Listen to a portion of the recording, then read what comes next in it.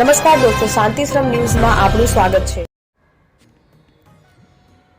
જૈનોના આસ્થા સમાન શંખેશ્વર તીર્થના આંગણે શ્રી શંખેશ્વર પાર્શ્વનાથ દાદાને ભેટવા પૂનમના અવસરે ભારતભરમાંથી ભાવિકો ઉમટી પડે છે. અત્યારે કડકડતી ઠંડીમાં પણ ભાવિકો વહેલી સવારે દાદાના વાસક્ષેપ પૂજા કરવા લાઇનમાં જોડાય છે અને દાદાની અનેરી ભક્તિ કરે છે. દર પૂનમના દાદાને ભેટવા શંખેશ્વર આવતા ભાવિકોની અનેરી ભક્તિ પાર્શ્વ પરિવાર ગ્રુપ દ્વારા કરવામાં આવે છે.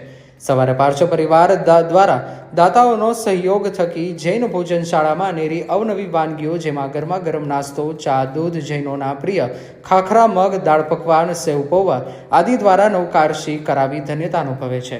આ વખતે મહાસુદ પૂનમના દિવસે આવનાર ભાવિ ભક્તોનું દાતા પરિવાર ઊંઝાના MRP એગ્રોટેક ઇન્ડસ્ટ્રીઝના પટવા પરિવારના તેજપાલ, વસ્તુપાળ, મનીષભાઈ આદિ પરિવારજનો દ્વારા ₹5નું સંઘ પૂજન સહ કંકુ તિલકથી બહુમાન કરી ઉલ્લાસ ઉમંગ સહ આવકારી ધન્યતા અનુભવેલ, જ્યાં મહિલા મંડળ તથા સ્વયંસેવકો દ્વારા ઉલ્લાસભેર સૌને પીરસવામાં આવે છે. આ વખતે મહાસુદ પૂનમના દિવસે વિશાળ સંખ્યામાં ભાવિકોએ નવકારશીનો લાભ લીધેલ. નવસારી ગ્રુપ દ્વારા દર પૂનમે પૂજ્ય શ્રમણી ભગવંતોને ઉપયોગી શિયાળુ વાસણા વહોરાવી ધન્યતા અનુભવે છે.